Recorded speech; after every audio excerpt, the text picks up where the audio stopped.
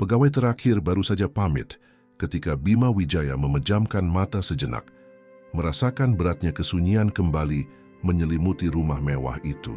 Melalui jendela kantor yang lebar, lampu-lampu hias di lingkungan sekitar berkelip di malam Jakarta, mengingatkan bahwa ini adalah malam Natal. Dia menyisirkan jari-jarinya ke rambut gelapnya dan mendesah, membuka kancing pertama kemejanya yang disetrika sempurna. Dia membuka laci meja mahoni dan mengeluarkan sebotol whisky impor, satu-satunya teman yang dijadwalkan untuk malam itu. Jika Anda menyukai cerita mengharukan seperti ini, silakan berlangganan saluran kami dan komentari dari mana Anda menonton. Ini sangat membantu pekerjaan kami. Permisi, Tuan Wijaya. Suara lembut itu datang dari pintu yang setengah terbuka, sedikit mengejutkannya. Bolehkah saya memeriksa? Apakah Tuan memerlukan sesuatu lagi sebelum saya pergi? Bima mengangkat pandangannya dan menemukan Citra Lestari, pegawai baru di rumah itu, berdiri di ambang pintu dengan tangan tergenggam di depan tubuhnya. Posturnya profesional. Tetapi ada sesuatu di mata cokelatnya yang memancarkan kebaikan yang tulus. Sesuatu yang jarang ditemuinya di lingkaran orang-orang yang biasa bergaul dengannya. Tidak perlu, Citra. Kamu boleh pulang. Selamat Natal. Dia mencoba membuat suaranya terdengar biasa, seolah-olah ini hanyalah malam biasa, seolah-olah kesepian tidak sedang menelannya dari dalam. Alih-alih mengangguk dan pergi seperti yang lainnya, dia tetap di ambang pintu sejenak dengan ragu. Bima menyadari bahwa dia sedang mengamati botol di atas meja, jas yang terlempar di kursi, lampu-lampu meriah yang terpantul di jendela, dan kemudian Bima sendiri dengan matanya yang lelah, yang mencoba menyembunyikan kekosongan. Tuan akan menghabiskan malam sendirian? Kata-kata itu keluar darinya hampir seperti bisikan, dan matanya langsung terbelalak, seolah terkejut dengan keberaniannya sendiri. Bima mencoba tersenyum diplomatis, senyuman yang sama yang digunakannya dalam rapat bisnis ketika ingin mengakhiri percakapan yang tidak nyaman. Saya punya beberapa laporan untuk diperiksa. Ketenangan malam ini sempurna untuk itu. Kebohongan itu terdengar rapuh bahkan bagi dirinya sendiri. Tidak ada laporan, hanya kesunyian, whisky, dan mungkin film lama di televisi raksasa yang jarang dinyalakannya. Citra mengangguk tetapi tidak bergerak.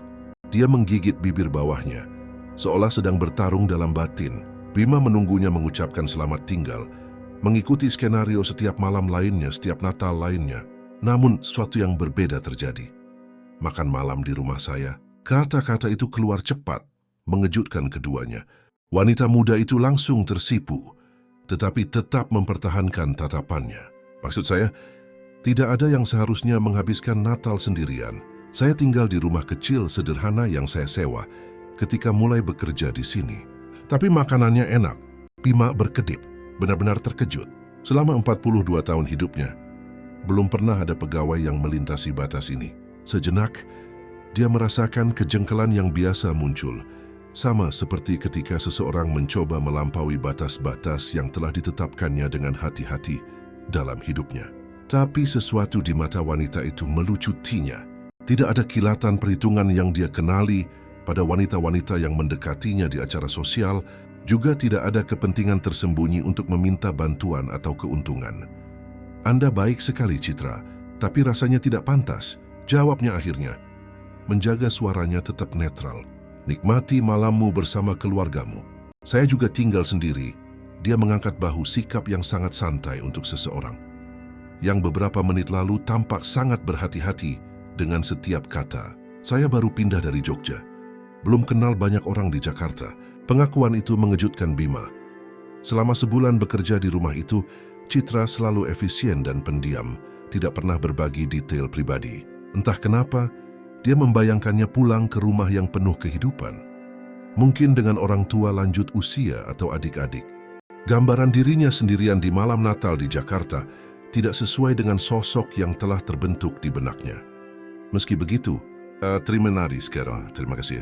Tapi saya lebih suka tinggal, jawabnya lebih kaku dari yang diinginkannya, berlindung di balik formalitas yang selalu melindunginya. Citra mengangguk. Wajahnya melembut dalam pemahaman. Tentu maaf atas kelancangan saya. Dia berbalik untuk pergi, tetapi berhenti dengan tangan di gagang pintu. Jika Tuan berubah pikiran, saya ada di Jalan Akasia nomor 87, di Depok. Rumahnya warna kuning dengan pohon melati di depannya. Dan kemudian dia pergi, meninggalkan Bima dengan perasaan hampa yang aneh, berbeda dari kesepian biasanya. Dia mengambil gelas whisky dan berjalan ke jendela, mengamati langit gelap, di mana beberapa bintang bersikeras bersinar meskipun ada polusi cahaya kota. Dari rumahnya di kawasan atas Menteng, dia bisa melihat sebagian kota terbentang di bawahnya, permadani cahaya yang menaungi jutaan cerita yang sedang berlangsung. Berapa banyak makan malam Natal yang terjadi pada saat itu juga? Berapa banyak keluarga berkumpul? Teman-teman bersulang, anak-anak menantikan kedatangan hadiah. Bima tidak merayakan Natal sejak kehilangan orang tuanya, hampir 20 tahun lalu. Di awal karirnya, ketika dia masih membangun apa yang akan menjadi salah satu perusahaan konstruksi terbesar di negara itu, dia menggunakan pekerjaan sebagai alasan untuk menghindari perayaan. Seiring waktu, kesepian menjadi kebiasaan, zona nyaman. Upaya langka untuk menjalin hubungan serius selalu berakhir dengan cara yang sama. Wanita yang melihat hartanya bukan dirinya. Dia menyesap whisky, merasakan cairan itu membakar tenggorokannya sambil mengamati pasangan yang menyeberang jalan di bawah, bergandengan tangan, mungkin menuju ke suatu perayaan. Pria itu membawa sekantong hadiah, dan wanita itu tertawa mendengar sesuatu yang dikatakannya. Pemandangan yang begitu biasa, begitu tak terjangkau. Telepon berdering, menariknya dari lamunannya. Itu Dimas, rekan kerjanya selama 15 tahun. "Hei Bima, masih ada waktu buat kamu mampir ke rumah. Mega bikin rendang yang kamu suka itu." Dan anak-anak terus bertanya tentang ayah baptis mereka. Bima tersenyum tipis. Setiap tahun undangan yang sama, penolakan sopan yang sama. "Terima kasih, tapi aku di sini saja. Besok kita bicara. Suatu hari nanti kamu harus berhenti bersembunyi di rumah mewah itu." Tahu, suara Dimas membawa campuran kekhawatiran dan kepasrahan. "Ya, selamat Natal kawan." Setelah menutup telepon, Bima kembali ke jendela. Hujan gerimis mulai turun, memantulkan cahaya warna-warni kota. Bukan seperti ini bayangannya tentang hidup di usia 42 tahun. Kesuksesan profesional datang bersamaan dengan kekosongan pribadi yang tidak bisa diisi oleh materi apapun. Wajah Citra kembali terlintas di benaknya. Undangan tak terduga, mata yang jujur, rumah kuning dengan pohon melati. Sungguh tidak masuk akal bahkan untuk mempertimbangkan gagasan itu. Dia, Bima Wijaya, makan malam di rumah seorang pegawai pada hari Natal. Pers akan berpesta pora jika mengetahuinya. Dan minat apa yang mungkin dimiliki wanita seperti dia pada seseorang seperti dia, selain yang sudah jelas. Tapi kemudian dia teringat cara wanita itu memandangnya. Bukan sebagai miliarder bos, bujangan idaman di kolom sosial, tetapi sebagai seseorang yang pantas untuk tidak sendirian di malam Natal. Jam menunjukkan pukul 20:47 ketika Bima, dalam dorongan yang tidak bisa dijelaskannya, mengambil kunci mobilnya. Dia berpikir untuk mengganti setelan jasnya dengan sesuatu yang lebih kasual, tetapi khawatir keraguan itu akan membuatnya berubah pikiran. Dia keluar melalui garasi, mengabaikan tatapan heran satpam ketika dia mengumumkan akan pergi tanpa sopir. Lalu lintas tenang seperti yang diharapkan pada malam Natal. Jalan-jalan dihiasi lampu dan ornamen, hampir sepi kecuali beberapa orang yang terlambat berbelanja di menit-menit terakhir. Bima mengemudi secara mekanis, mengikuti aplikasi yang menunjukkan jalan ke Depok. Saat dia menjauh dari lingkungan elit, pemandangan berangsur-angsur berubah. Gedung-gedung mewah berganti dengan bangunan yang lebih sederhana. Jalan-jalan yang lebih sempit, sisi lain Jakarta yang tidak biasa dia kunjungi. Hujan semakin deras ketika dia akhirnya tiba di Jalan Akasia. Bima mengurangi kecepatan, mencari nomor 87. Tiba-tiba dia merasa konyol. Apa yang dia lakukan di sini? Apa yang akan dia katakan ketika wanita itu membuka pintu? Bagaimana dia akan menjelaskan kehadirannya, dorongan hatinya yang tidak dapat dijelaskan? Dia baru saja akan putar balik ketika melihat rumah kuning dengan pohon melati. Rumah itu kecil tapi terawat. Lampu warna-warni menghiasi jendela depan dan dia bisa melihat pohon Natal kecil melalui tirai yang setengah terbuka. Dia memarkir mobil impornya beberapa meter di depan, sangat kontras dengan lingkungan sekitarnya. Dia tetap duduk selama beberapa menit, tangan masih di kemudi, terbelah antara keinginan untuk pergi dan rasa penasaran yang tidak bisa dijelaskannya. Melalui jendela rumah, dia bisa melihat siluet bergerak. Citra mungkin sedang menyiapkan makan malam sendirinya. Gambaran itu membangkitkan sesuatu di dalam dirinya, semacam pengakuan, pencerminan. Dia menarik napas dalam-dalam, mematikan mesin dan keluar dari mobil. Hujan turun lebih deras sekarang, membasahi setelan jas Italianya dalam hitungan detik. Dia berjalan ke pintu hijau kecil itu, berlatih dalam hati apa yang akan dikatakannya. Seolah-olah dia akan memimpin negosiasi terpenting dalam karirnya. Sebelum dia bisa berubah pikiran, dia menekan bel exit. Dari dalam dia mendengar langkah kaki mendekat. Siapa? Suara yang familiar itu datang dari balik pintu. "Ini saya, Bima," jawabnya. Merasa sangat rentan, saya berubah pikiran. Pintu terbuka dan wajah Citra menunjukkan keterkejutan, lalu senyum tulus yang menerangi matanya. Dia mengenakan celana jeans sederhana dan blus merah. Sangat berbeda dari seragam sopan yang dipakainya di rumah mewah itu. Aroma masakan rumahan tercium dari dalam rumah, membawa kenangan yang Bima tidak tahu masih disimpannya. "Anda kehujanan," serunya, membuka pintu lebih lebar. "Cepat masuk, nanti Anda masuk angin." Bima ragu sejenak. Seolah melintasi ambang pintu itu berarti melintasi batas tak terlihat dalam hidupnya. Rumah itu kecil, nyaman, dengan dinding dicat warna-warna terang dan dekorasi sederhana namun apik. Sebuah pohon Natal sederhana menempati sudut ruangan, dihiasi dengan ornamen warna-warni yang sepertinya dipilih satu persatu, tidak dibeli dalam satu set seperti dekorasi impersonal yang menghiasi rumah mewahnya. "Maaf muncul seperti ini," katanya, merasa canggung tidak seperti biasanya. "Seharusnya saya menelepon." "Jika Anda menelepon, saya tidak akan percaya," jawabnya dengan sikap alami yang mengejutkan, menutup pintu di belakangnya. "Tunggu sebentar di sini." Citra menghilang ke sebuah lorong dan kembali dengan handuk bersih yang ditawarkannya kepadanya tanpa basa-basi. "Keringkan rambut Anda, atau Anda akan terkena pneumonia. Dan setelan jas ini, saya punya jubah mandi yang mungkin pas sementara saya mengeringkan pakaian Anda." Situasinya begitu tidak biasa, sehingga Bima hampir tertawa. Dia yang memiliki lemari pakaian dengan puluhan setelan jas Italia yang dibuat khusus, akan mengenakan jubah mandi pinjaman di rumah seorang pegawai. "Jangan khawatir tentang itu," katanya sambil mengusapkan handuk ke rambutnya. "Saya baik-baik saja seperti ini.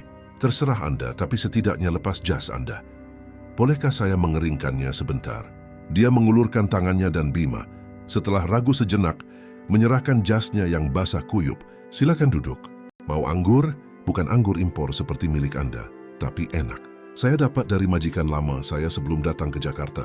Bima mengangguk, mengamatinya saat dia menggantung jas di gantungan baju dekat pemanas kecil. Ada keanggunan alami dalam gerakannya. Kepercayaan diri yang tenang yang kontras dengan cara dia bersikap di rumah mewah itu. Di sini, di wilayahnya, dia adalah orang yang berbeda. Lebih bebas, lebih otentik. "Saya sedang menyiapkan makan malam ketika Anda tiba," lanjutnya sambil menuju dapur kecil bergaya Amerika. "Tidak ada yang istimewa. Opor ayam, resep nenek saya. Ini tradisi di rumah. Maksud saya skripsi saya dulu." Nada melankolis sekilas melintas di suaranya, segera digantikan oleh nada yang lebih ceria ketika dia kembali dengan 2 gelas anggur merah. "Anda bilang Anda datang dari Jogja," komentar Bima, menerima gelas yang ditawarkannya. "Sudah berapa lama?" 6 bulan, jawab Citra, duduk di kursi berlengan di depannya. "Saya lahir di Jogja, tahu? Itu kota kecil, bersejarah." Bima menggelengkan kepala. Dia tahu Paris, New York, Tokyo, tetapi belum pernah mengunjungi kota-kota bersejarah di Indonesia. "Itu tempat yang indah," lanjutnya, matanya melembut mengenang. "Jalan-jalan berbatu, rumah-rumah kuno, gereja-gereja tua. Nenek saya punya losmen kecil di sana. Dialah yang membesarkan saya setelah orang tua saya pergi."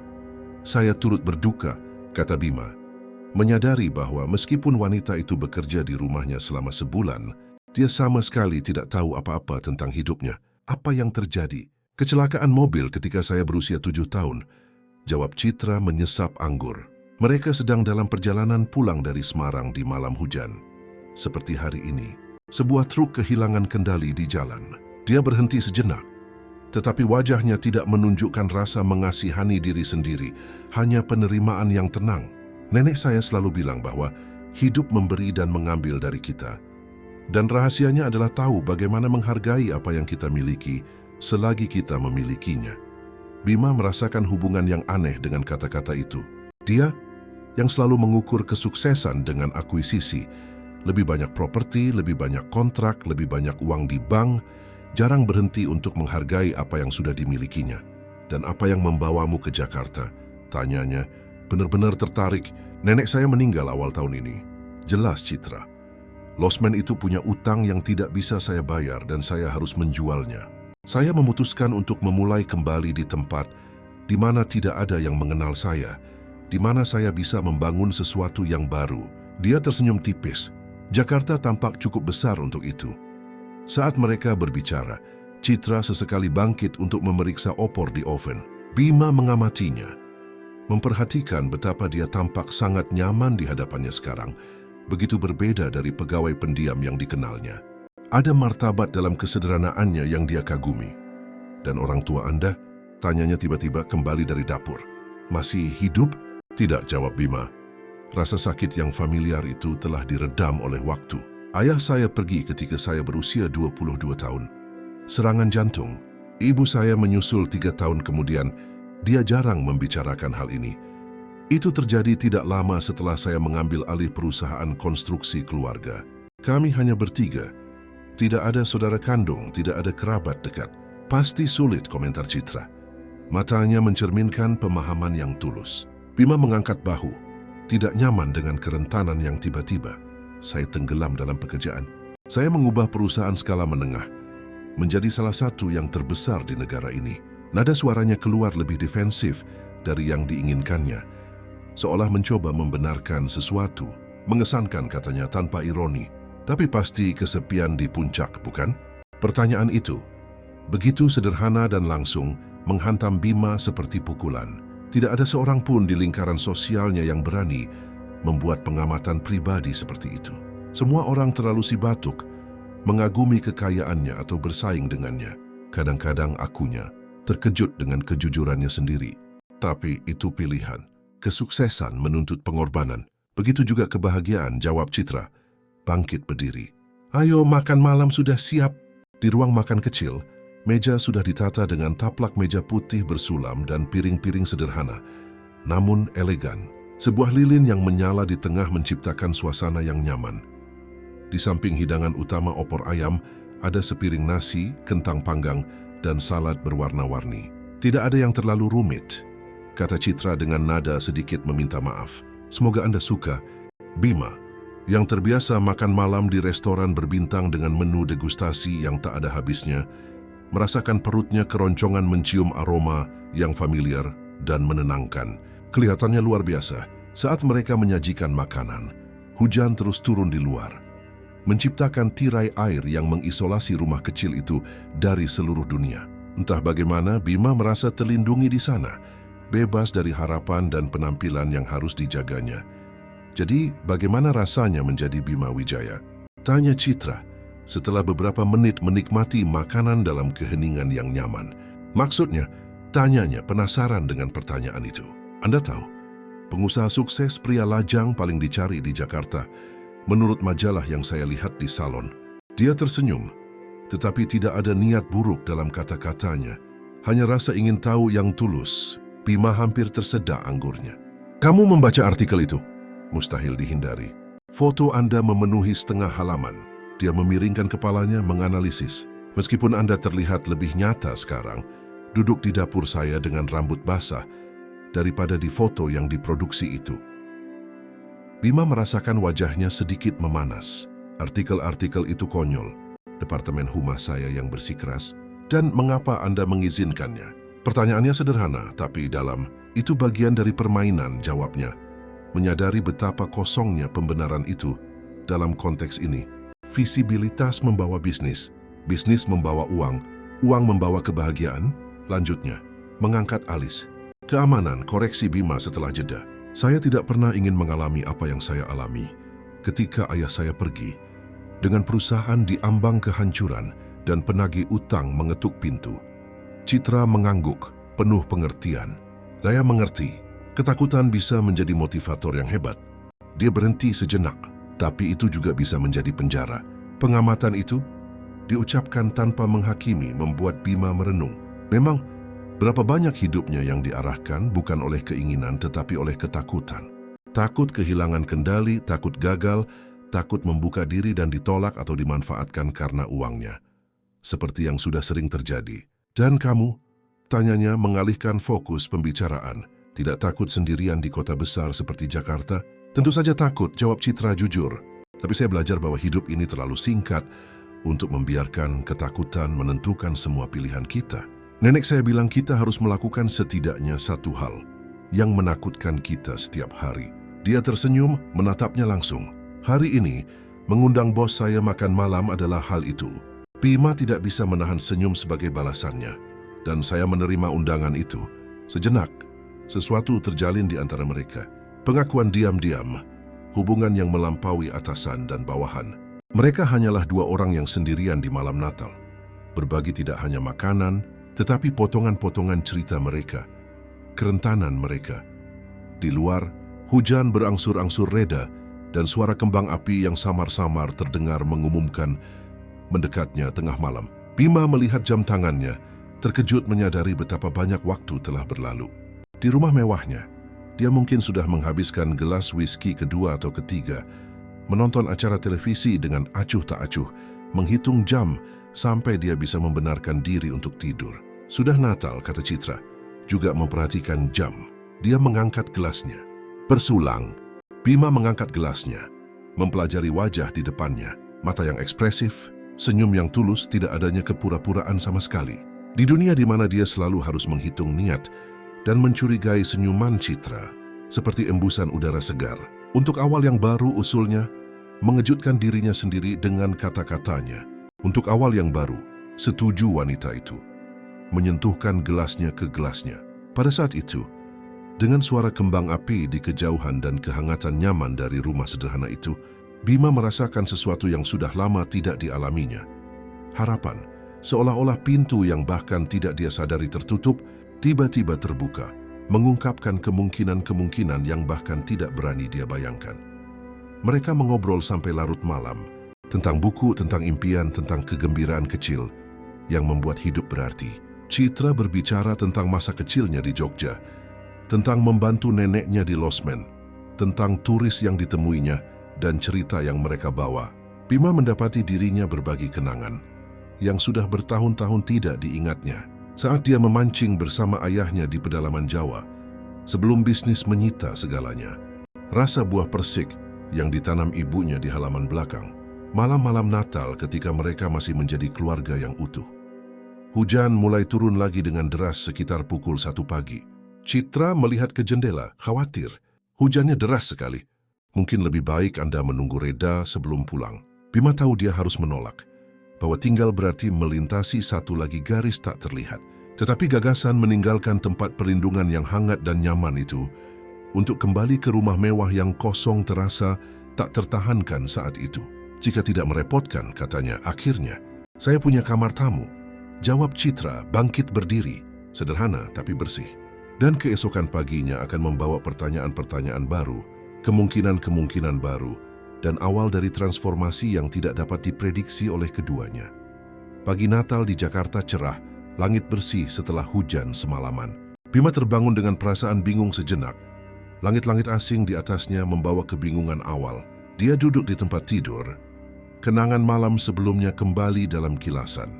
Makan malam di rumah Citra. Percakapan yang berlangsung hingga larut malam anggur. Aroma kopi segar menyerbu hidungnya bersama dengan bau lain yang tidak langsung dikenali. Sesuatu yang manis sedang disiapkan. Dia bangkit mengenakan celana panjang dari malam sebelumnya. Pakaiannya telah dicuci dan dikeringkan semalaman, terlipat rapi di atas kursi di dekatnya.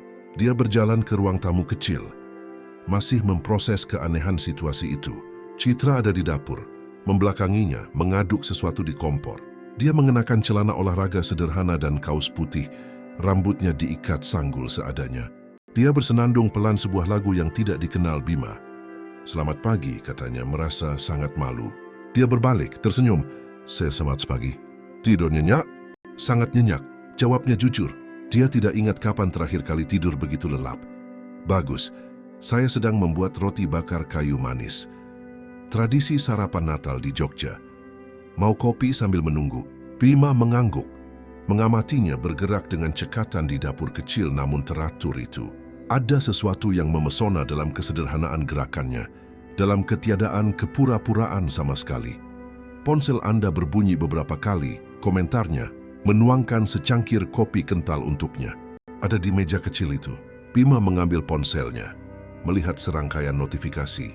Pesan ucapan selamat otomatis dari kontak profesional, beberapa dari Dimas menanyakan kabarnya, dan beberapa panggilan tak terjawab dari Rina, asisten pribadinya. Khas. Bahkan di hari Natal, urusan perusahaan tidak memberi jeda. Masalah? Tanya Citra memperhatikan ekspresinya.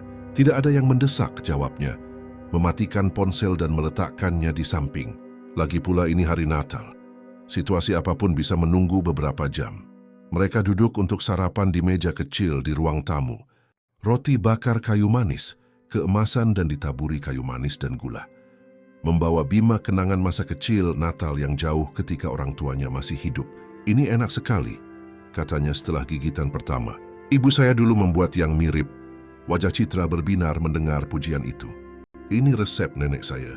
Dia bilang makanan punya kekuatan untuk membawa kenangan indah. Mereka makan dalam diam selama beberapa menit. Keheningan yang nyaman yang mengejutkan Bima. Biasanya keheningan mengganggunya. Namun di sini, keheningan memiliki kualitas yang hampir meditatif. Punya rencana hari ini? Tanya Citra akhirnya. Pertanyaan itu mengejutkan Bima. Dia tidak punya rencana. Natal hanyalah hari lain dalam agendanya yang kosong dari komitmen pribadi. Sebenarnya tidak akunya. Biasanya saya menghabiskan hari meninjau proyek, menyelesaikan pekerjaan.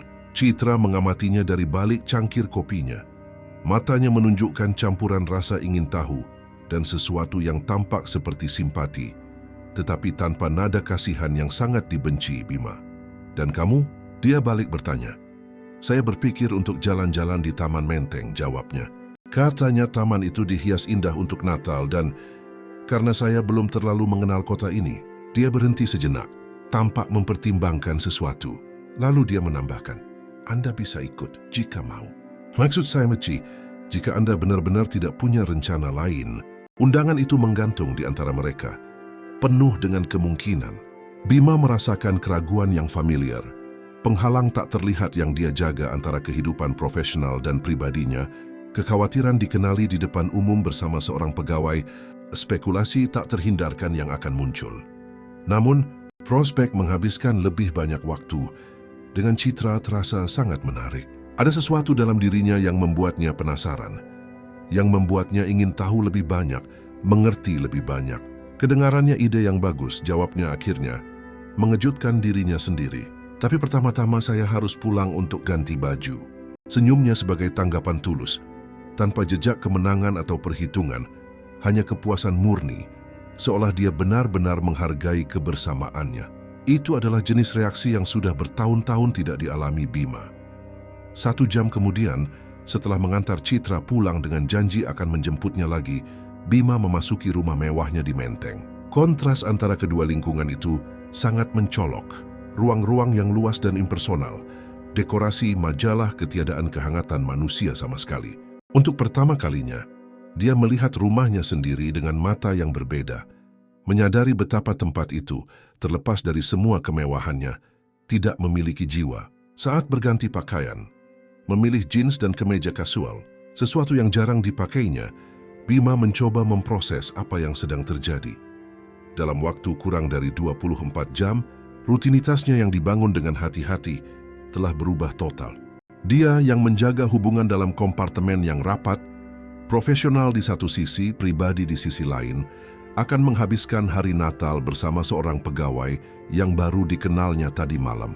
Yang paling mengganggu adalah betapa hal itu tidak mengganggunya. Sebaliknya, dia merasa lebih ringan, lebih hadir daripada yang dia ingat pernah rasakan selama bertahun-tahun. Ponselnya berdering lagi. Rina, sekali lagi. Setelah ragu sejenak, dia menjawab, maaf mengganggu di hari libur, Bima. Terdengar suara efisien asistennya. Tapi ada masalah dengan proyek Alameda. Investor dari Arab ingin melakukan konferensi video hari ini juga. Mereka bilang ini mendesak. Bima yang lama pasti akan membatalkan rencana pribadi, apapun tanpa ragu. Bisnis selalu didahulukan, tapi sesuatu telah berubah. Atur untuk besok pagi, jawabnya dengan tegas. Ini Natal, Rina. Bahkan orang Arab pun bisa menunggu 24 jam. Keheningan di seberang telepon mencerminkan keterkejutan asistennya. Selama 15 tahun bekerja bersama, dia tidak pernah menempatkan komitmen pribadi di atas bisnis. Anda baik-baik saja, Bima? Tanyanya akhirnya. Benar-benar khawatir. Semuanya baik-baik saja, jawabnya. Terkejut menyadari bahwa itu benar. Selamat Natal, Rina. Ambil sisa hari ini untuk libur. Dia menutup telepon sebelum Rina bisa protes. Merasakan kepuasan yang aneh. Pemberontakan kecil mungkin, tapi signifikan. Saat meninggalkan rumah, dia bertemu Pak Agus, tukang kebun yang datang 2 kali seminggu untuk merawat taman luas rumah mewah itu. "Tuan di sini saat Natal?" tanya pria itu, tampak terkejut. "Saya pikir Tuan sedang bepergian." "Rencana berubah," jawab Bima. "Dan Anda seharusnya tidak bersama keluarga hari ini." Pak Agus menunduk. "Tadi Bu Rina meminta saya datang untuk memeriksa pohon-pohon palem baru. Katanya Tuan khawatir tentang pohon-pohon itu setelah hujan kemarin." Bima merasakan sedikit ketidaknyamanan. Itulah hal yang biasa dilakukan asistennya, mengantisipasi kekhawatirannya, menyelesaikan masalah bahkan sebelum menjadi masalah. "Pohon-pohon palem itu baik-baik saja," Pak Agus katanya, meletakkan tangannya di bahu pegawai itu. "Pulanglah bersama keluargamu dan katakan pada Bu Rina bahwa saya yang menyuruh." Wajah tukang kebun itu berbinar dengan senyum lega. "Dan terima kasih." "Terima kasih banyak, Tuan Bima." Selamat Natal. Bima mengamati pria itu pergi dengan tergesa-gesa, gestur yang begitu sederhana dan kebahagiaan yang begitu jelas. Kapan terakhir kali dia membuat seseorang tersenyum seperti itu? Saat mengemudi kembali ke rumah Citra, Bima merasa berbeda, seolah lapisan tak terlihat telah terlepas dari matanya. Saat parkir di depan rumah kuning itu, dia melihat Citra menunggu di teras, mengenakan gaun musim panas sederhana dan tas jerami di bahunya. Wajahnya berbinar melihatnya, senyum tulus yang membuat sesuatu berdesir di dada Bima. "Saya pikir mungkin Anda tidak akan kembali," akunya saat masuk ke mobil. "Kenapa?" tanyanya penasaran. "Entahlah, mungkin Anda sadar punya hal-hal yang lebih penting untuk dilakukan daripada menghabiskan Natal bersama pegawai Anda." Ada sedikit ironi dalam suaranya, tapi tidak ada kebencian. Bima menatapnya sejenak sebelum menjawab. "Saya tidak bisa memikirkan hal lain yang lebih penting hari ini," katanya dengan ketulusan yang mengejutkannya. Senyum Citra sebagai tanggapan seperti matahari terbit, perlahan menerangi matanya sebelum mencapai bibirnya. Dan pada saat itu, Bima tahu dia dalam masalah. Karena senyum itu, kejujuran yang melucuti itu, ketiadaan kepura-puraan sama sekali. Semua itu menariknya dengan cara yang tidak bisa dia jelaskan atau tolak. Taman Menteng ternyata sangat tenang di pagi Natal itu. Keluarga-keluarga tersebar di halaman rumput. Anak-anak mencoba sepeda dan sepatu roda baru. Pasangan-pasangan berjalan bergandengan tangan di bawah sinar matahari sejuk setelah hujan semalaman. Suasana kepuasan melayang di udara, seolah-olah kota itu sejenak melupakan ketergesa-gesaannya yang biasa. Bima dan Citra berjalan berdampingan, menjaga jarak yang sopan di antara mereka. Bagi pengamat manapun, mereka hanyalah dua kenalan yang menikmati liburan. Tapi sesuatu telah berubah di antara mereka sejak malam sebelumnya. Kedekatan tak terlihat, keterlibatan diam-diam yang tidak memerlukan kata-kata. "Ini pertama kalinya saya ke Taman Menteng sejak pindah ke Jakarta," komentar Citra, mengamati kolam di mana beberapa perahu angsa berwarna-warni meluncur dengan malas. Ternyata lebih indah dari foto. Bima menyadari bahwa meskipun tinggal di kota itu selama puluhan tahun, dia jarang menikmati ruang publiknya. Taman itu hanya beberapa menit dari rumahnya, tetapi dia tidak ingat kapan terakhir kali mengunjunginya tanpa tujuan tertentu. "Saya kadang lari ke sini," katanya, "meskipun terakhir kali sudah lebih dari setahun yang lalu, tapi tidak pernah seperti ini, hanya untuk sekadar ada." Citra tersenyum seolah mengerti betul apa yang ingin dikatakannya. Kadang kita lupa untuk sekadar ada, bukan? Selalu melakukan, berlari, merencanakan langkah selanjutnya. Pengamatan itu, begitu sederhana dan tepat, menyentuh Bima. Itulah tepatnya cara dia hidup, selalu fokus pada tujuan berikutnya, pencapaian berikutnya, tanpa pernah berhenti untuk menikmati perjalanan atau apa yang telah dicapainya. Mereka melewati penjual popcorn, dan Citra berhenti, menghirup aromanya dengan senang. "Saya suka popcorn taman," akunya dengan senyum hampir kekanak-kanakan. Dua, tolong pinta Bima mengeluarkan dompetnya. Tidak perlu, saya bisa, Citra memulai. Tetapi dia memotongnya dengan gerakan lembut. Tolong, ini Natal. Mereka berjalan dengan kantong popcorn, keheningan di antara mereka nyaman. Bima mengamati profil Citra secara diam-diam. Cara matanya berbinar saat memperhatikan detail-detail kecil, kealamian gerakannya, ketiadaan kepalsuan sama sekali. Sedang menganalisis saya, Tuan Wijaya, tanyanya tiba-tiba. Berbalik menghadapnya dengan senyum main-main. Bima merasakan wajahnya sedikit memanas, tertangkap basah. Maaf, dan tolong panggil saya Bima. Bima ulangnya seolah menguji suaranya. Tahu apa yang aneh? Saya bekerja di rumah Anda selama sebulan, tapi saya merasa baru mengenal Anda semalam. Pengamatan itu tepat. Di rumah mewah itu, dia adalah Tuan Wijaya, majikan yang jauh, formal, selalu sibuk dengan panggilan telepon dan rapat. Saya juga merasakan hal yang sama, akunya. Sebenarnya saya tidak biasa terbuka seperti ini pada orang. Saya perhatikan, jawab Citra.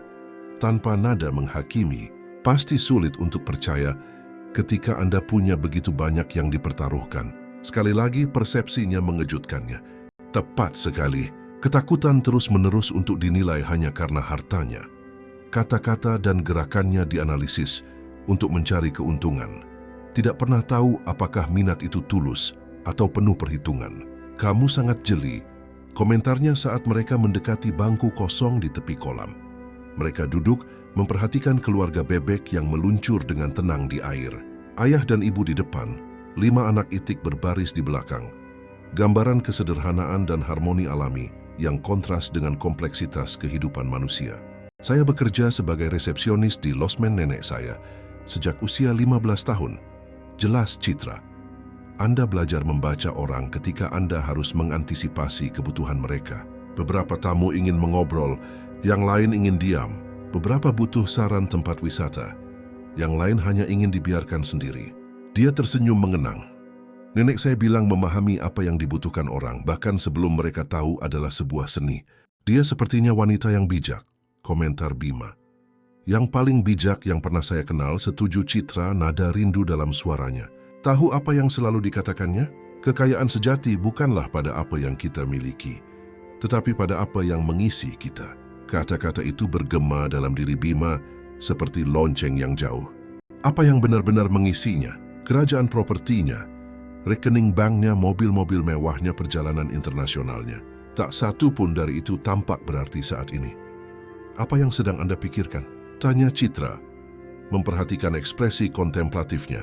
Bima ragu-ragu, tapi kemudian memutuskan untuk jujur tentang bagaimana saya membangun seluruh hidup saya untuk menaklukkan banyak hal, tanpa pernah berhenti untuk mempertanyakan apakah itu hal yang benar. Dia mengangguk, penuh pengertian. Tidak pernah ada kata terlambat untuk mengajukan pertanyaan-pertanyaan itu. Hembusan angin tiba-tiba menggoyangkan pepohonan di sekitar, membuat Citra menyilangkan tangan, sedikit menggigil dalam gaun tipisnya. Kedinginan, tanya Bima, segera melepas jaket tipis yang dikenakannya. Sedikit akunya menerima jaket itu dengan senyum terima kasih. Terima kasih. Gerakan itu, begitu sederhana dan kuno. Seorang pria menawarkan jaketnya kepada seorang wanita, membawa perasaan yang sangat menenangkan bagi Bima. Itu adalah tindakan ksatria yang tulus, tanpa kerumitan yang biasanya menyertai pertemuannya. Tidak ada harapan tersembunyi, permainan kekuasaan atau perhitungan kepentingan. Hanya dua manusia yang berbagi momen. Pagi berubah menjadi sore saat mereka berjalan di taman, berbicara tentang segala hal. Buku yang mereka baca, tempat yang ingin mereka kunjungi, cerita-cerita kecil masa kecil. Bima mendapati dirinya berbicara tentang kenangan yang sudah bertahun-tahun tidak dibaginya. Rasa buah persik yang ditanam ibunya di halaman belakang rumah masa kecilnya. Sore hari memancing bersama ayahnya di pedalaman Jawa. Hari ketika dia mendapatkan komputer pertamanya dan memutuskan akan membangun sesuatu yang besar. Dan Anda berhasil, Sela Citra. Pasti perasaan yang luar biasa melihat sesuatu tumbuh seperti itu di tangan Anda. Ada kekaguman tulus dalam suaranya, tetapi tanpa rasa takjub yang biasa, Bima temukan ketika berbicara tentang kesuksesannya. Seolah-olah Citra menghargai ceritanya, bukan karena hasil materi, tetapi karena upaya manusia di baliknya. Kadang-kadang saya bertanya-tanya apakah itu sepadan. Akunya kata-kata itu keluar sebelum dia bisa menahannya. Semua pekerjaan, waktu yang diinvestasikan malam tanpa tidur untuk berakhir sendirian di rumah mewah yang kosong. Begitu kata-kata itu keluar, Bima menyesalinya.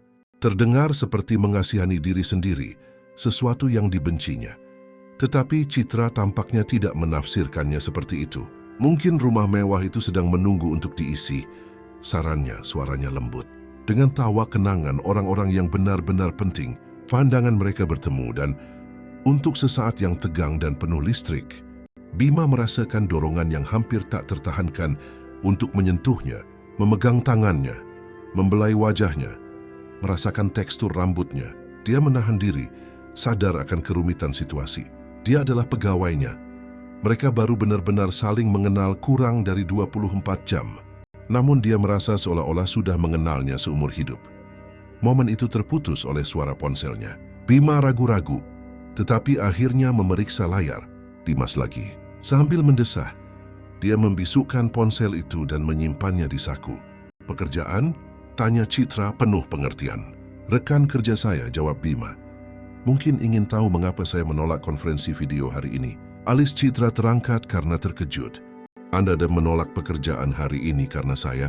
Nada suaranya bukan kesombongan atau kemenangan, hanya kejutan yang tulus.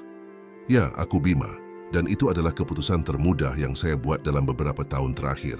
Senyum yang diberikannya sebagai balasan menghangatkan sesuatu di dalam dirinya yang telah lama dingin. Sore berlanjut, matahari mulai turun di Cakrawala dan keluarga-keluarga mulai meninggalkan taman untuk makan malam Natal di rumah. Bima sadar dia tidak ingin hari itu berakhir, bahwa dia tidak siap untuk kembali ke realitas kehidupan mereka yang terpisah. Dia pengusaha kuat, dia pegawai yang pendiam. Lapar? Tanyanya, menyadari bahwa mereka telah menghabiskan waktu berjam-jam hanya dengan popcorn dan sebotol air mineral yang dibagi. Sedikit, aku Citra. Saya rasa sudah waktunya pulang. Saya punya sisa opor ayam semalam. Dia berhenti sejenak ragu-ragu. Apakah Anda mau makan malam dengan saya lagi? Untuk melengkapi Natal. Pertanyaan itu menggantung di antara mereka, syarat dengan makna implisit. Itu bukan hanya undangan untuk makan lagi, tetapi untuk memperpanjang gelembung di luar ruang dan waktu yang telah mereka ciptakan. Bima tahu dia harus menolak, kembali ke rumah mewahnya, mengambil kembali kendali atas hidupnya yang tertata rapi, menempatkan pengalaman ini dalam kategori pengecualian liburan, dan melanjutkan hidup. Itulah yang masuk akal untuk dilakukan, yang aman, yang diharapkan. Saya mau sekali, jawabnya, merasakan kebebasan yang sudah bertahun-tahun tidak dialaminya. Tapi kali ini saya yang bawa makanan penutup. Wajah Citra berbinar dengan senyum yang membuat jantung Bima berdebar kencang, dan dia sadar dengan kejelasan yang tiba-tiba bahwa dia sedang memasuki perairan yang tidak diketahui. Hari-hari antara Natal dan Tahun Baru berlalu dalam semacam realitas alternatif bagi Bima dan Citra. Secara resmi, mereka mempertahankan posisi mereka. Dia pengusaha sibuk, dia pegawai efisien yang mengurus rumah mewah. Tapi di balik layar transformasi diam-diam terjadi. Bima mengurangi agenda kerjanya seminimal mungkin, mendelegasikan rapat-rapat yang sebelumnya dianggapnya tidak boleh dilewatkan.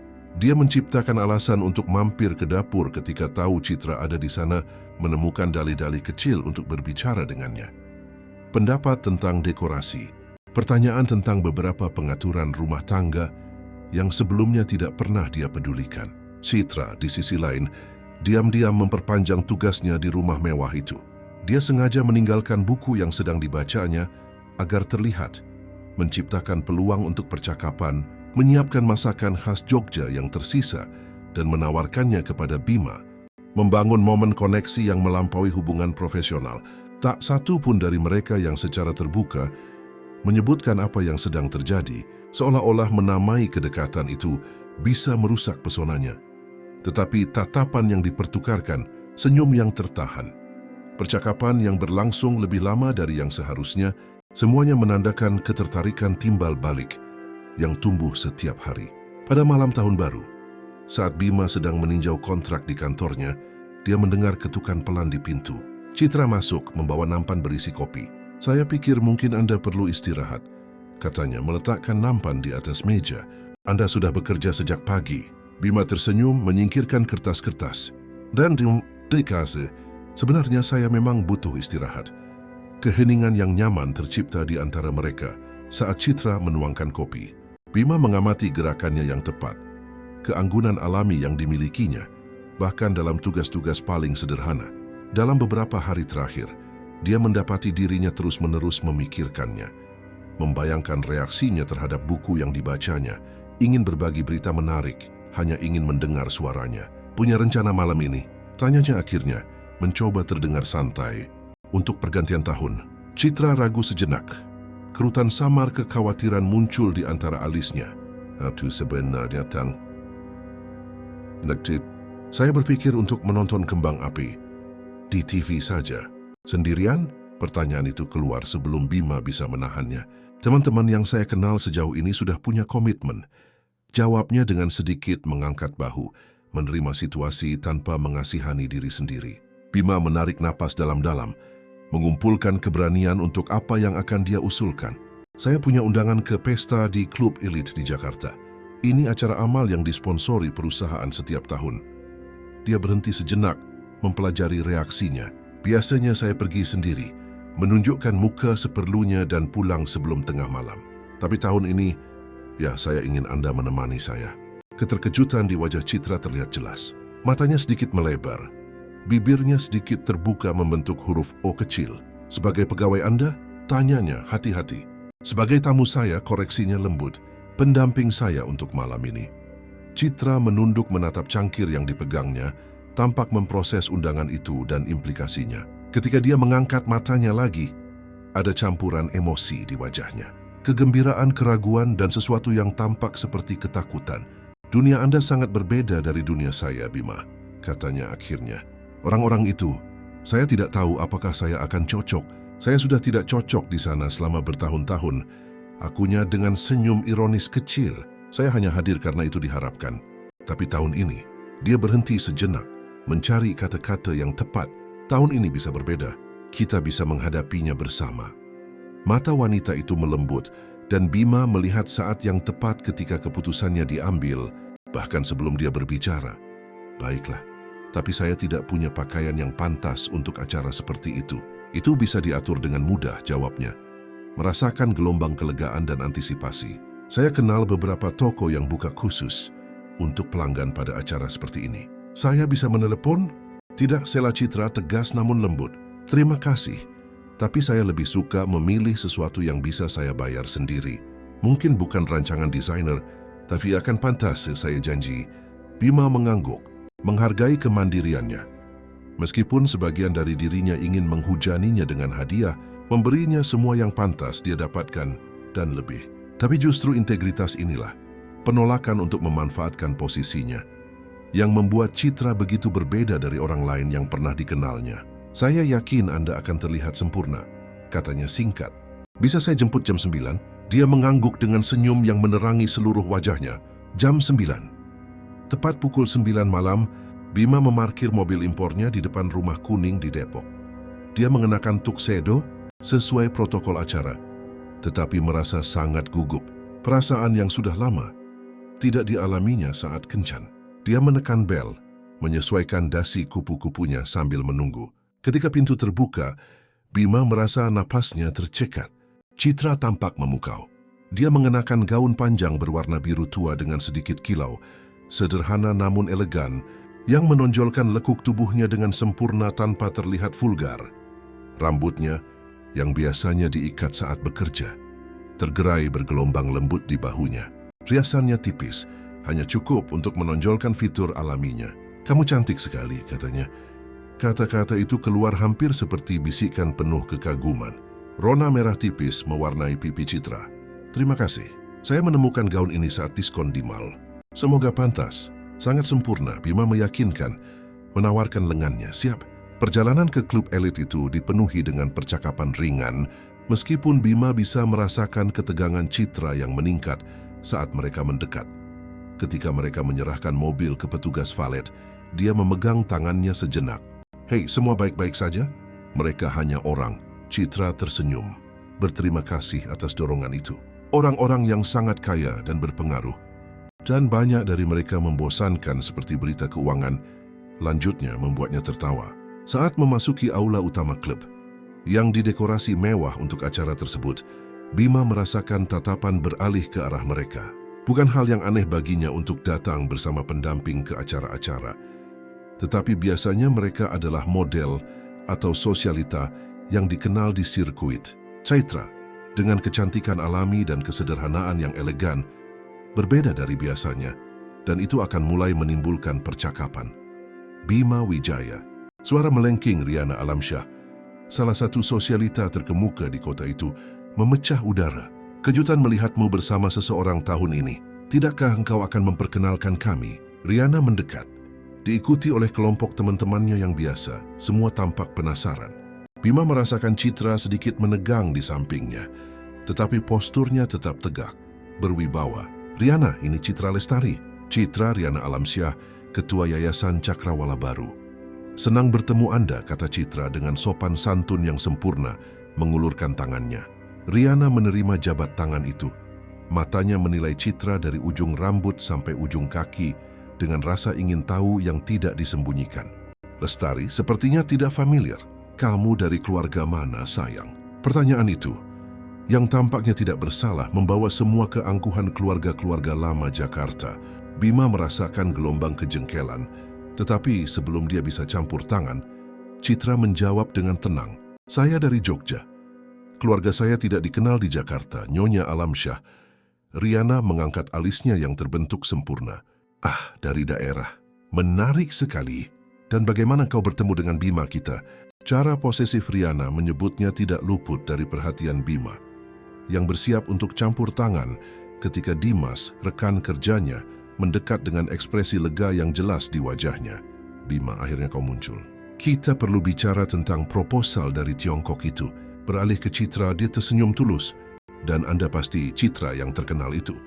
Bima sering sekali membicarakan Anda. Bima melemparkan pandangan peringatan ke temannya, yang hanya mengedipkan mata secara diam-diam sebagai balasan. Senang bertemu Anda, jawab Citra. Tampak lebih santai dengan kedatangan Dimas. Saya yang senang. Setelah mendengar begitu banyak tentang Anda, saya penasaran ingin bertemu dengan wanita yang berhasil membuat teman saya ini menolak konferensi video di hari Natal. Dimas tertawa, mengabaikan tatapan mematikan yang dilontarkan Bima padanya. Konferensi video di hari Natal? Ulang Riana. Matanya menyipit dengan minat baru. Bima tidak pernah menolak komitmen kerja. Kau pasti punya kekuatan khusus, sayang. Nada merendahkan itu membuat Citra menegakkan bahunya hampir tanpa terasa. Saya percaya bahkan pria tersibuk pun berhak mendapatkan waktu istirahat, Nyonya Alamsyah, terutama di hari Natal. Jawaban itu sopan namun tegas, jelas mengejutkan Riana, yang senyumnya goyah sejenak. Baiklah, permisi dulu, sela Bima dengan lembut meletakkan tangannya di punggung Citra.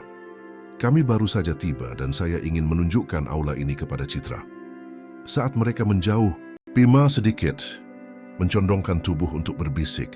Kamu hebat sekali. Saya tadi ketakutan setengah mati. Aku Citra dengan senyum kecil. Kurasa dia tidak menyukaiku. Riana tidak menyukai siapapun yang tidak bisa dia manfaatkan. Untuk kepentingan pribadinya, jawab Bima, membimbingnya ke bar. Jangan khawatirkan dia. Malam berlanjut di antara perkenalan, percakapan basa-basi, dan tatapan ingin tahu. Bima memperhatikan bagaimana Citra, setelah ketegangan awal, beradaptasi dengan lingkungan itu dengan sangat alami. Dia tidak mencoba untuk mengesankan atau berpura-pura menjadi sesuatu yang bukan dirinya. Dia tetap otentik, tertarik, tulus. Dan justru itulah yang menarik orang kepadanya, bahkan mereka yang awalnya paling skeptis. Menjelang tengah malam, Bima membawa Citra ke teras klub, dari mana mereka akan mendapatkan pemandangan istimewa kembang api yang akan menerangi langit Jakarta. Tempat itu tidak terlalu ramai. Hanya ada beberapa pasangan yang tersebar, mencari ketenangan sejenak sebelum pergantian tahun. Apakah seburuk yang kau bayangkan? Tanyanya, memberinya segelas sampahnya. Citra tersenyum menerima minuman itu. Sebenarnya Pak Chris, Akidis Sestraka, beberapa orang sangat baik. Teman Anda Dimas dan istrinya terutama. Mereka orang baik, setuju Bima. Jarang ada di lingkungan ini. Aneh ya, lanjut Citra, memandangi kota yang bermandikan cahaya di bawah mereka.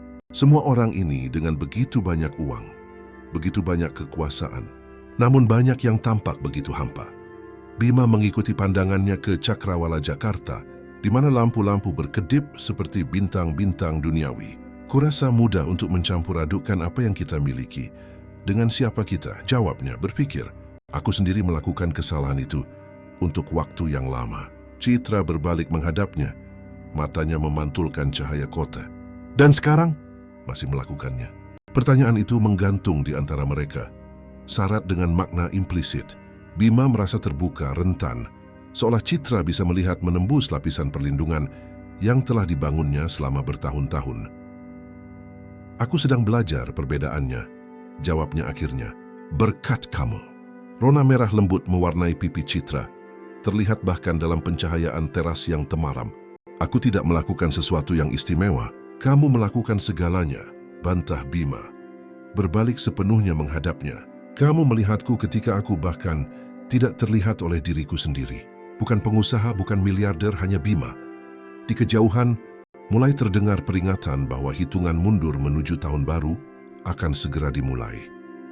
Orang-orang mulai berkerumun di teras, gelas sampahnya di tangan. Wajah-wajah penuh harap menengadah ke langit. Bima meletakkan gelasnya di meja terdekat dan dalam dorongan keberanian mengambil tangan Citra di antara tangannya. Ada sesuatu yang perlu kukatakan sebelum tahun ini berakhir. Mata wanita itu sedikit melebar. Campuran harapan dan ketakutan melintasi wajahnya. Dalam beberapa hari terakhir, aku menyadari sesuatu yang mungkin seharusnya sudah jelas sejak awal.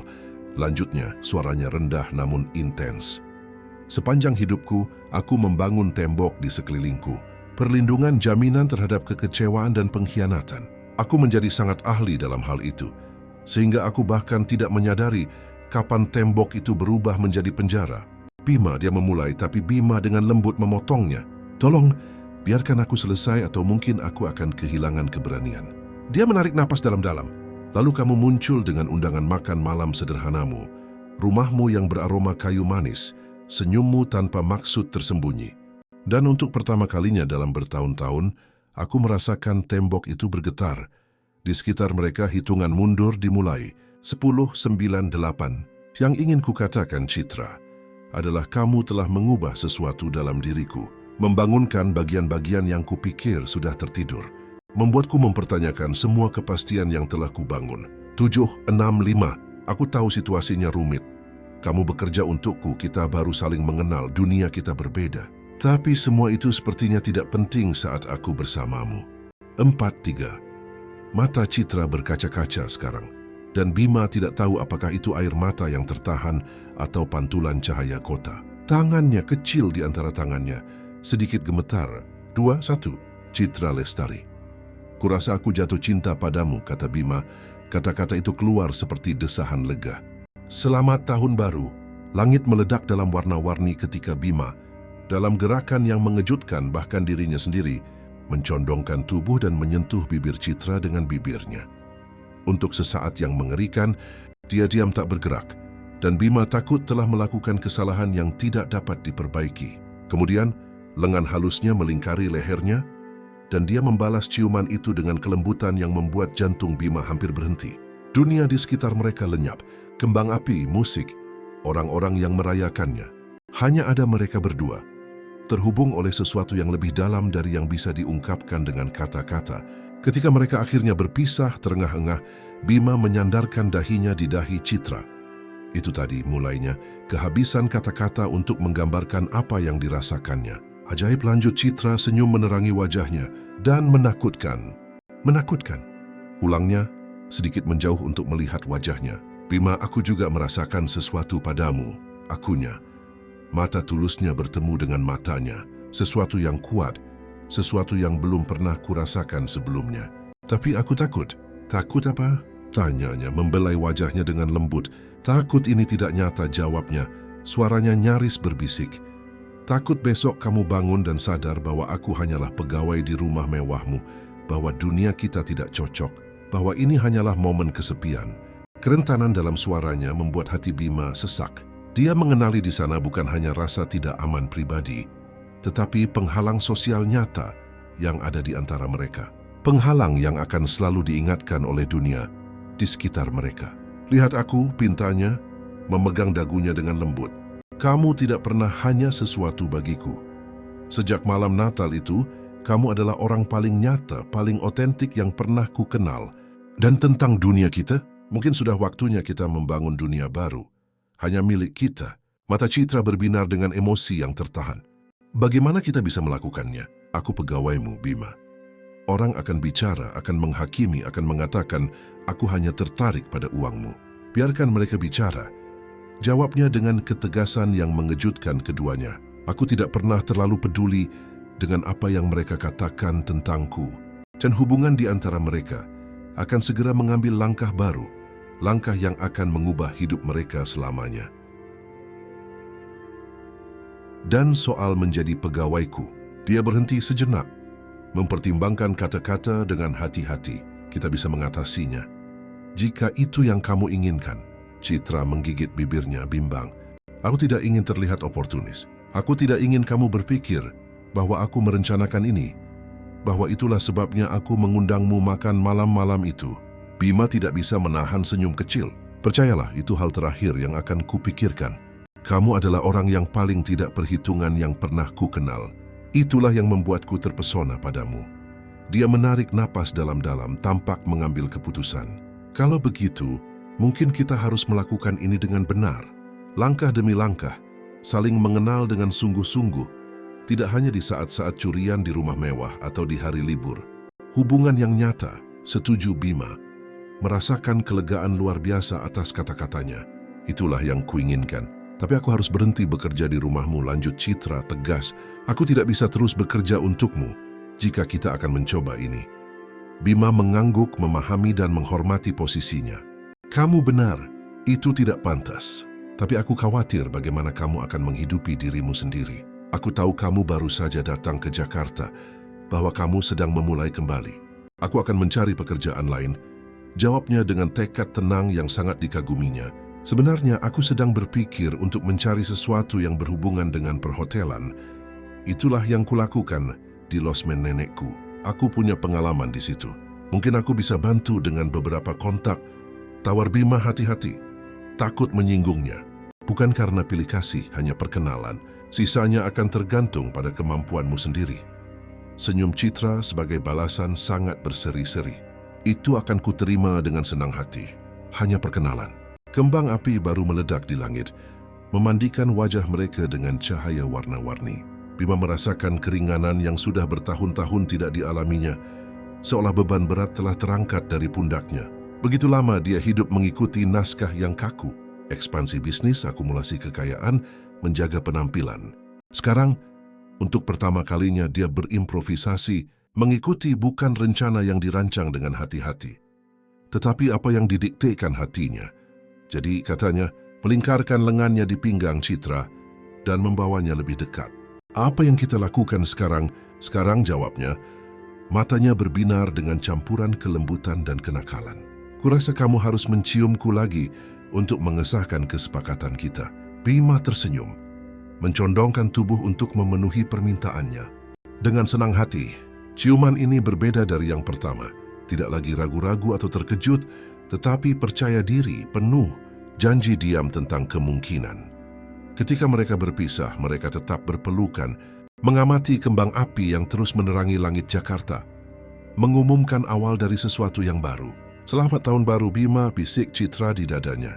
Yang pertama dari banyak tahun bersama, ku harap jawabnya mencium puncak kepalanya. Bergandengan tangan, mereka kembali ke aula utama, di mana perayaan berlanjut dengan kemeriahan penuh. Beberapa tatapan penasaran beralih ke arah mereka, terutama ke tangan mereka yang bertautan. Riana Alamsyah di seberang aula tidak berusaha menyembunyikan keterkejutan dan ketidaksetujuannya. Kurasa kita baru saja menjadi topik pembicaraan di pesta ini, gumam Bima, mencondongkan tubuh ke telinga Citra. Apa itu penting? Tanyanya, matanya bertemu dengan matanya dengan ketenangan yang menenangkannya. Bima berpikir sejenak. Seluruh kehidupan dewasanya dibentuk oleh kekhawatiran akan penampilan, tentang apa yang akan dipikirkan orang lain, tentang implikasi setiap gerakan bagi bisnis dan reputasinya.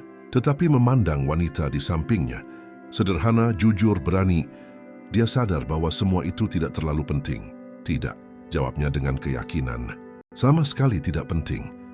Pada saat itu mereka melihat Dimas dan istrinya Mega mendekat, keduanya dengan senyum tulus.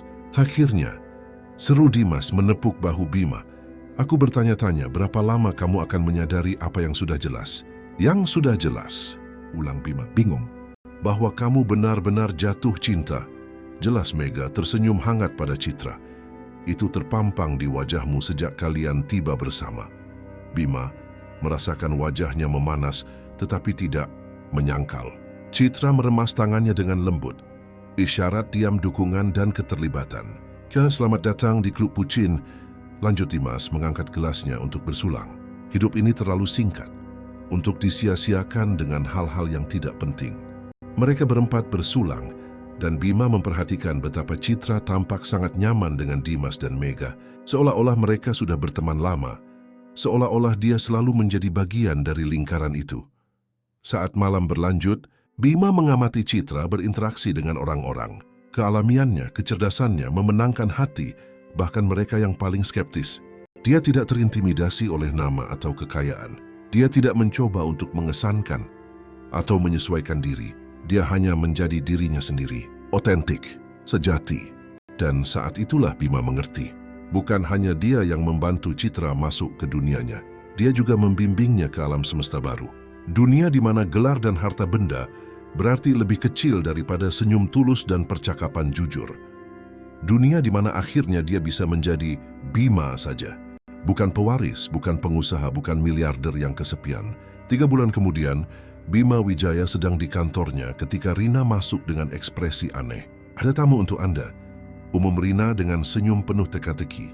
Katanya tidak perlu membuat janji. Bima mengangkat matanya dari komputer, penasaran. Ketika Citra masuk, jantungnya berdebar kencang seperti biasa saat melihatnya. Dia membawa senyum berseri dan sebuah tas di tangannya. Aku datang membawakan makan siang, umum Citra, meletakkan tas itu di atas meja. Aku tahu kamu lupa makan kalau sedang bekerja. Bima bangkit, mengitari meja untuk memeluknya. Kamu luar biasa. Dalam 3 bulan sejak tahun baru, hidup mereka telah terjalin dengan cara yang tidak pernah mereka bayangkan. Citra menerima posisi sebagai asisten manajer di sebuah hotel butik di kawasan Jakarta atas rekomendasi Dimas, tetapi diraihnya berkat kemampuan dan pengalamannya sendiri. Bima di sisi lain mulai mengevaluasi kembali prioritasnya. Dia mendelegasikan lebih banyak tanggung jawab, mengurangi beban kerjanya. Dan untuk pertama kalinya dalam bertahun-tahun, mulai benar-benar hidup, bukan hanya ada. Makan malam rutin bersama teman-teman. Akhir pekan menjelajahi kota bersama Citra, malam-malam hanya berbincang tentang segala hal. Sebenarnya aku datang untuk membicarakan hal lain juga, kata Citra tiba-tiba tampak gugup. Bima membimbingnya ke sofa di kantornya. Ada apa? Sesuatu terjadi? Bukan sesuatu yang buruk, dia buru-buru menjelaskan.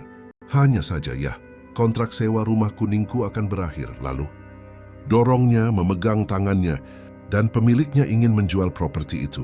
Aku tidak punya cukup uang untuk membeli, dan harga sewa di daerah itu sudah naik banyak. Bima merasakan hatinya sesak. Rumah kuning dengan pohon melati, tempat semuanya dimulai, tempat hidupnya berubah total. Kamu mau aku bantu secara finansial? Tanyanya hati-hati. Dia tahu betapa Citra sangat menjaga harga dirinya, betapa dia menghargai kemandiriannya. Tidak, jawabnya cepat. Aku sudah memikirkannya. Aku menemukan apartemen yang lebih kecil, lebih terjangkau dekat tempat kerja. Tapi sebelum menandatangani apapun, aku ingin berbicara denganmu tentang. Dia ragu-ragu, menggigit bibir dengan cara yang dianggapnya menggemaskan. Tentang kita, tentang bagaimana kamu melihat masa depan kita. Bima merasakan jantungnya berdebar kencang. Inilah percakapan yang selama ini ditundanya. Bukan karena kurangnya kepastian tentang perasaannya, tetapi karena takut membuatnya takut terlalu cepat. Tapi menatapnya sekarang, dia melihat harapan yang sama, keinginan yang sama terpantul di matanya. Citra mulainya memilih kata-kata dengan hati-hati. 3 bulan terakhir ini adalah yang terbaik dalam hidupku. Kamu membuatku menemukan kembali siapa aku di luar bisnis, di luar uang. Membuatku ingat apa yang benar-benar penting. Dia tersenyum, matanya berbinar. Kamu juga mengubah hidupku, Bima. Membuatku merasa dilihat, dihargai, Bukan karena apa yang bisa kutawarkan, tapi karena siapa aku. Bima menarik napas dalam-dalam. Sekarang atau tidak sama sekali. Kalau begitu, jangan sewa apartemen lain. Tinggallah bersamaku. Mata Citra terbelalak. Bima itu. Aku tahu potongnya. Ini langkah besar. Ini cepat. Tapi aku merasa seolah sudah mengenalmu seumur hidup. Setiap pagi aku bangun tanpamu di sisiku, terasa tidak lengkap. Setiap malam yang berakhir dengan ciuman selamat tinggal terasa seperti pemborosan. Air mata mulai terbentuk di mata Citra. Tapi bagaimana dengan orang-orang? Apa yang gak akan mereka katakan bahwa miliarder yang kesepian itu akhirnya menemukan seseorang yang membuatnya bahagia? Jawabnya tersenyum. Dan jika mereka tidak suka, itu masalah mereka. Citra tertawa kecil di antara isak tangisnya. Air mata kini mengalir bebas di pipinya. Kamu yakin? Sangat yakin. Jaminnya menyeka air matanya dengan ibu jarinya. Tapi hanya jika kamu mau. Tidak ada paksaan. Tidak terburu-buru. Kita bisa mengikuti ritmemu. Dia menatapnya lama, seolah mencari tanda keraguan. Dia hanya menemukan ketulusan, cinta, dan harapan. Ya, katanya akhirnya. Suaranya tegas meski berlinang air mata. Ya, aku ingin bangun di sisimu. Aku ingin membangun hidup denganmu. Aku ingin mengubah rumah mewah yang dingin itu menjadi rumah yang sesungguhnya. Bima menariknya ke dalam pelukan erat. Merasakan kebahagiaan yang begitu kuat hingga hampir menyakitkan. Selama bertahun-tahun, dia berusaha mengisi kekosongan hidupnya dengan pencapaian materi. Sekarang dia mengerti bahwa yang selalu hilang adalah ini. Hubungan yang tulus, cinta sejati. Seseorang yang melihatnya apa adanya dan mencintainya. Bukan meskipun ada kekurangannya, tetapi termasuk kekurangannya. Bulan-bulan berubah menjadi 1 tahun.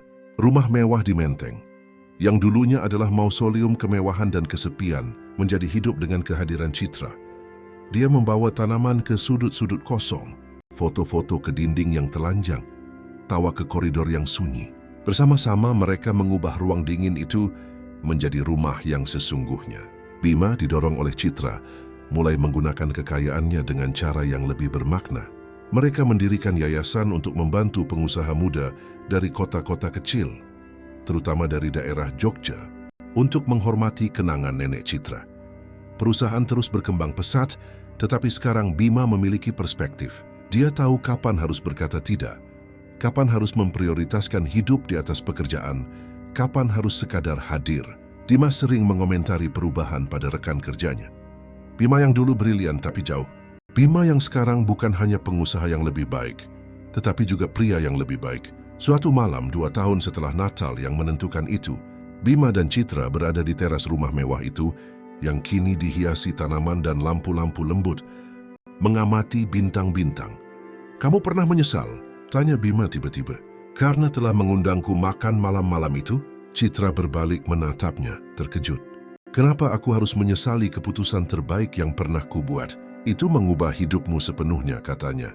Kamu meninggalkan pekerjaanmu, pindah ke sini, harus berurusan dengan masyarakat, dengan penilaian orang.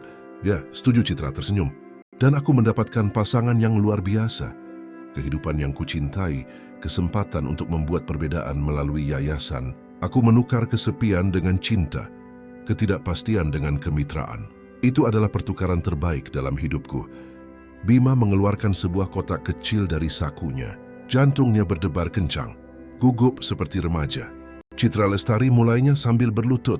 Kamu masuk ke dalam hidupku saat aku sangat membutuhkanmu. Bahkan tanpa kusadari, kamu mengubah penjara emasku menjadi rumah. Kamu mengajariku bahwa kekayaan sejati bukanlah pada apa yang kita miliki, tetapi pada siapa yang kita cintai. Dia membuka kotak kecil itu, memperlihatkan cincin sederhana namun elegan. Maukah kamu menikah denganku? Air mata mengalir di wajah Citra saat dia mengangguk dengan antusias. Ya, aku mau. Bima memasangkan cincin itu di jarinya dan bangkit untuk menciumnya, merasakan kebahagiaan yang lengkap dan absolut. Perjalanan yang dimulai dengan undangan sederhana, makan malam di rumah saya, telah berubah menjadi petualangan terbesar dalam hidup mereka. Dan saat mereka berpelukan di bawah bintang-bintang, keduanya tahu bahwa ini barulah permulaan. Karena cinta sejati bukanlah tujuan, melainkan perjalanan terus-menerus untuk menemukan, bermempuh, dan membuat pilihan setiap hari untuk hadir, untuk menjadi rentan, untuk membangun sesuatu yang lebih besar bersama daripada yang bisa diciptakan sendirian. Akhir cerita, para pendengar yang terkasih, kami harap kisah Bima dan Citra telah menyentuh hati Anda dan menunjukkan bahwa terkadang hadiah terbesar dalam hidup datang terbungkus dalam tindakan paling sederhana. Undangan makan malam, kata-kata yang baik, keberanian untuk mengulurkan tangan kepada seseorang yang tampaknya memiliki segalanya, tetapi sebenarnya tidak memiliki apapun yang benar-benar penting. Jika narasi ini beresonansi dengan Anda, jika Anda mendapati diri Anda mendukung pasangan yang tidak biasa ini, yang menentang konvensi sosial dan menemukan cinta sejati, kami ingin sekali mendengar pendapat Anda di kolom komentar di bawah. Beritahu kami, apakah Anda pernah mengalami momen menentukan seperti Bima dan Citra? Saat di mana segalanya berubah karena pilihan yang berani. Untuk melanjutkan perjalanan emosional ini bersama kami telah menyiapkan daftar putar khusus dengan cerita-cerita yang sama menawannya tentang cinta, awal yang baru, dan keberanian untuk mengikuti kata hati. Anda dapat menemukannya dengan mengklik di sini di samping. Jangan lupa untuk berlangganan saluran kami dan mengaktifkan lonceng notifikasi agar tidak ketinggalan cerita kami. Berikan suka Anda jika Bima dan Citra telah memenangkan hati Anda, dan bagikan video ini dengan seseorang yang perlu percaya bahwa tidak pernah ada kata terlambat untuk memulai kembali, untuk membuka diri, untuk mencintai. Setiap hari kami membawakan cerita-cerita unik yang mengeksplorasi kompleksitas hubungan manusia, tantangan yang kita hadapi, dan keindahan yang ada dalam ketidaksempurnaan kita. Setiap narasi dibuat dengan cermat untuk menyentuh emosi, menginspirasi, dan mengingatkan Anda bahwa kita semua berhak mendapatkan kesempatan kedua. Kita semua berhak untuk dilihat. Kita semua berhak mendapatkan cinta sejati. Sampai jumpa di cerita berikutnya. Ingatlah, terkadang perubahan terbaik dimulai dengan tindakan paling sederhana. Sebuah undangan, senyuman, keberanian untuk mengatakan ya ketika lebih mudah untuk mengatakan tidak. Terima kasih telah menemani kami. Sampai jumpa di komentar.